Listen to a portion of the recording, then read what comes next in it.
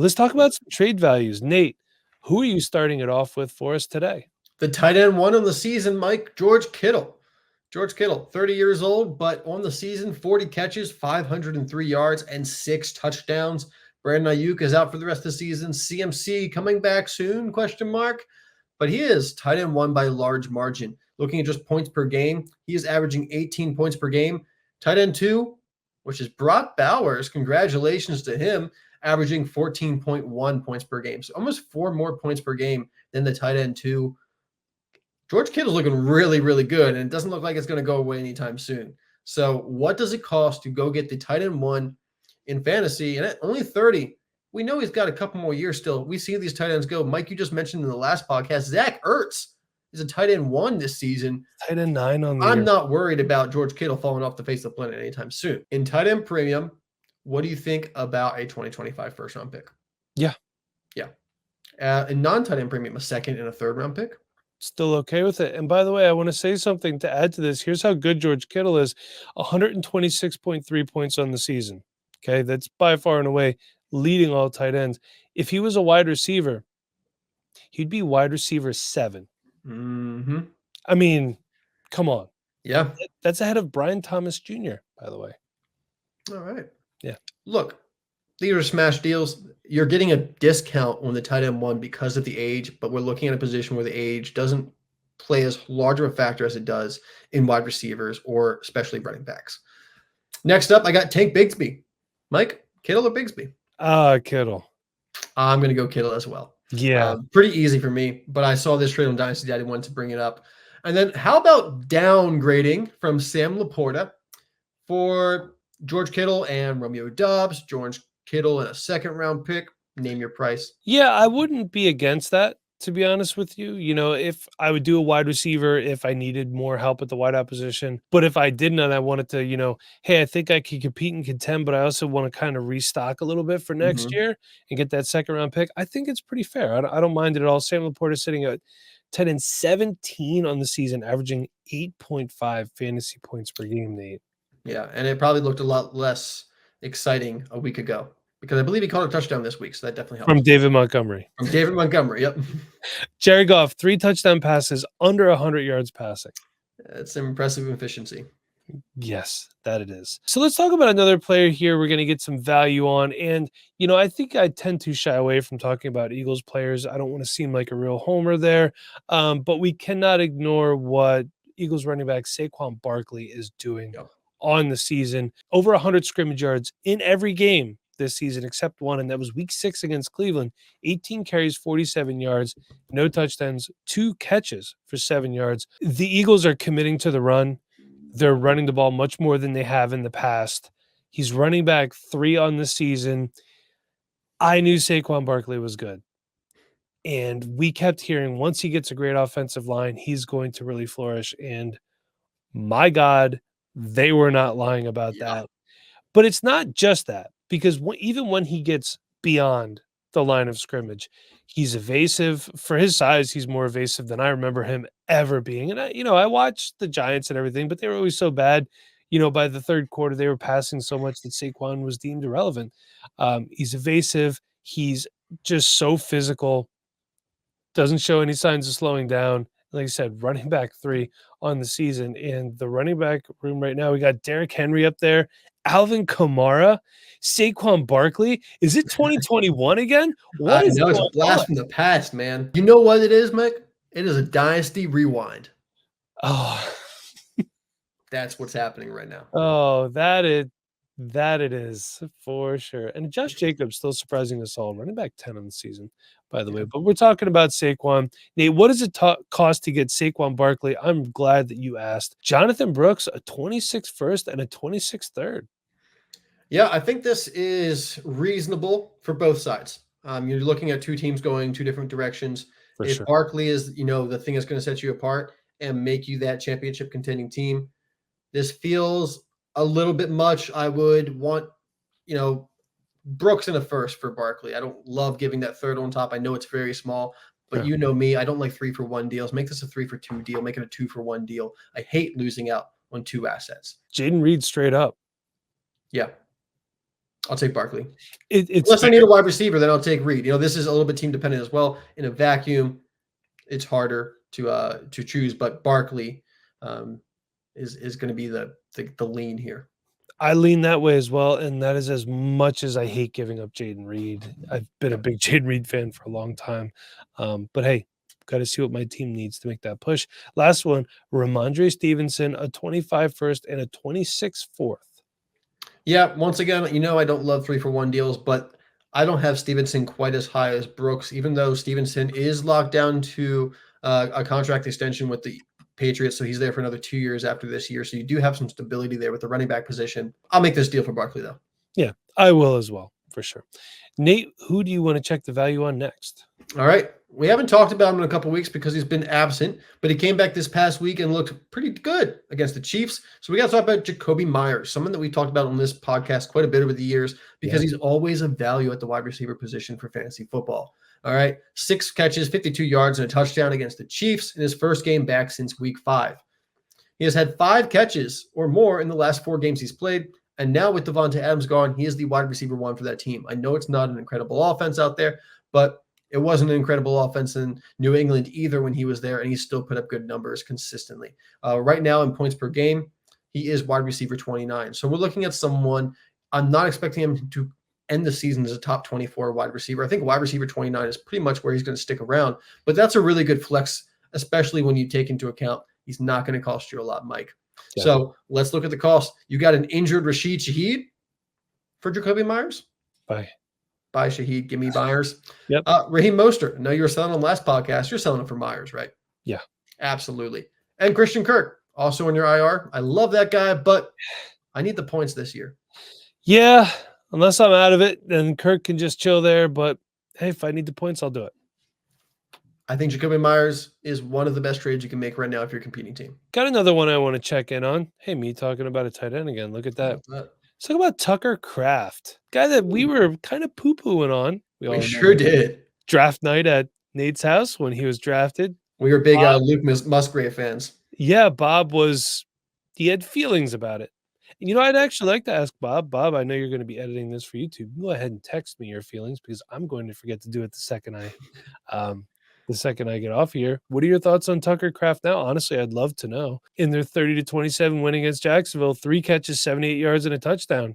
On the season, 24 for 342 and 4. He's tight end 5. And this is with Jordan Love being inconsistent and injured. Malik Willis coming in. Luke Musgrave just hasn't been what we thought he was going to be. So he's tight end 5.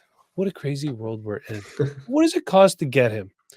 Dalton Schultz and a 25-second. Dalton Schultz is another guy that could have some really good opportunities in the next few weeks here, by the way. That's true. What has Dalton Schultz even done this year? I haven't really heard his name much, Mike. Because he hasn't really done anything. That sounds about right then. I am probably going to go Tucker Kraft here, and I want to bring up a stat that I knew he was doing pretty well in, but I just looked it up. Tucker Kraft is number 1 among all tight ends in Yak Rec with 10.4 yards after the catch per reception. He's the best right now at getting yards after the catch. Pretty impressive. And to answer your question, Dalton Schultz is tight end 25 on the season, averaging 5.7 fantasy points per game, 23 catches, 223 yards, and a big old goose egg in the touchdown column. We're making that trade. Yes, we are. Here's another one. Demarcus Robinson and Zach Charbonnet for Tucker Kraft. Mike, do I have to go buy some Tucker Kraft tonight? Because I'm making that trade too. I think you might. And by the way, I didn't make these trades. You people did. I just pulled them off Fantasy Calc, okay? And yeah, I'm making that trade too. Kenneth Walker is the guy there. And Demarcus Robinson has been filling in, with Cooper Kupp and Puka Nacua out. Those guys are back. Okay, Demarcus Robinson's going to slowly start to go away. And Nate, I put this last one on here specifically for you. Calvin Ridley for Tucker Kraft and a 25 third. Absolutely. I'm selling high on. I don't have any Calvin Ridley to sell high on, but if you do, I'd be selling high on Calvin Ridley after his last game. Gosh, I could do this trade. Give me Kraft, and I'll give you Calvin Ridley in a third if I had that. So, for sure. All right, Nate. Let's talk about another tight end here. This one surprised me, and I put it on the show sheet. I'm sure it surprised you, Mike. Yeah. Brenton Strange. That's when you put in the Snoop Dogg GIF. He goes, who? Because that's what a lot of people are saying right now. Brenton Strange, that backup tight end for the Jaguars. Look, I know Evan Ingram was out, and that's why Brenton Strange got some production, but now Christian Kirk's out. Brian Thomas Jr. may or may not miss a game or two. You would think with Christian Kirk out, Parker Washington's the next man up, right? He's the next slot receiver. That's what we all imagine. Well, no, it's not what's going to happen. Parker Washington actually played 88.9% of his snaps out wide. So he's going to go outside across from Brian Thomas Jr. So who's going to be in the slot for the Jaguars moving forward? Well, Strange played 11 snaps in the slot this past week, which was 78.6% of his snaps, which was third most on the team behind Christian Kirk before he got injured, and Evan Ingram, who had 13, just 2 more snaps than Brenton Strange in the slot. No other player on this team had more than 5 snaps in the slot. So as I'm looking at it right now, Brenton Strange could be quasi slot wide receiver for this team. And let's look at the stats, okay? So I took some qualifications with these stats among the tight ends. Minimum 20 targets. And there's only 32 tight ends in the NFL with at least 20 targets right now. And Strange has 26, okay? So among tight ends with 26 targets, he is first in ADOT with 9.7, currently tied with Mark Andrews. He's tied for 13th in yards per reception. And he's 25th in targets. And now with Kirk out, I expect that to increase. I don't think he's going to be a tight end 1. But we're talking about a tight end who could have enough production to be a spot start, to be a tight end 2 in your leagues where, hey, I have a couple leagues where I have start 2 tight ends. You know, most people probably don't play in those leagues, but I love torturing myself with those kind of leagues. Brenton Strange is someone you're going to want to keep an eye on. And Mike, let me ask you this question. Has Doug Peterson ever used 2 tight ends before? And I have an answer for this. Yes, Doug Peterson has. The year that they went to the Super Bowl, it was Brett Selleck's last year, and Zach Ertz was the starter. And then the year after that, Dallas Goedert was drafted. So there were times out when Zach Ertz and both Dallas Goedert were on the field together. So, yes, Doug Peterson has used 2 tight ends before, which is irrelevant because this is Press Taylor's baby right now. Yes, it is. But you got Evan Ingram out there. I'm sure he'll get plenty of slot snaps as well. But Brenton Strange is someone that I think we need to keep an eye on because someone needs to catch passes from Trevor Lawrence right now. And Strange put himself in a pretty good position so far this season. And I'm not saying you got to buy this guy, keep him forever. You might be able to flip him. You know, if you get ahead of the game, you might be able to flip him for something a little bit better than you paid for. So let's look at the values, Mike. Yeah, let's see what we can get. Jerome Ford. Yeah, he's been out. I think the last 2 weeks. I don't know exactly what the injury is. I'm assuming that they didn't just make him inactive with Nick Chubb coming back. Yeah, he's been injured. Yeah. But yeah, I'll make that deal. Yeah, me as well. How about downgrading from Hunter Henry for Strange in a third? And I'm assuming in this situation, you're not buying Strange to be your tight end 1. You probably have Hunter Henry as your tight end 2 or tight end 3. I would not recommend moving off of Henry if he's your tight end 1 for Strange. Yeah, to be honest with you, I probably wouldn't make this deal. I would probably leverage Hunter Henry being a number 1 tight end in the NFL right now to fill a different position of need instead of a backup tight end position. Gotcha. I kind of feel like this deal is more of Hunter Henry for a third plus a throw-in player, Brenton Strange, which I'm okay with. But I understand also what you're saying. I don't disagree. And then this is the one, a 4th-round pick. See a 4th-round pick. This is the trade I like right here because you go get Brenton Strange for a 4th-round pick. He produces because of the situation. Trade him for a 3rd-round pick. You've made a good deal. And for the record, for all the people in the offseason that say, tell me when a 4th-round pick has ever worked out right now. This is why they're important. This is why you need late-round picks so you can make moves like this that help you out. Let's talk about a running back. It's Tampa Bay Buccaneers running back Bucky Irving. He's outpacing Rachaad White currently. Hey, Todd Bowles said he was going to ride with the hot hand. I think we found him. He had 9 carries to Rachaad White's 6 and 44 yards to his 29. 7 receptions to Rachaad White's 5, 40 yards to 38. And versus Atlanta, 9 carries, 44 yards in the touchdowns, 7 receptions, 40 yards in the touchdowns. So, look, he's getting the volume. I think the yards and the scores are going to be coming. He is the hot hand right now. But what does it cost to get him? Can you get him? Would you do a 26 first? No. Okay. Yeah. I want to buy the guy, but some of these trades here, I don't know. DJ Moore for Bucky Irving and Cortland Sutton. No. Yeah. I'm sticking. I like Bucky Irving, but the situation is too murky for me to invest in at these prices. Right. I have him in a couple of my teams where I got him in the offseason because I liked him as a prospect. It's paying off now. I'm glad we're talking about him because this is a trade value. This is not necessarily buys or sells. We're just kind of talking about what are these guys worth if you want to go get them, if you want to go sell them. So if you have Bucky Irving, I would sell him for 26 first. I would sell him for DJ Moore if I had Sutton to pair with him.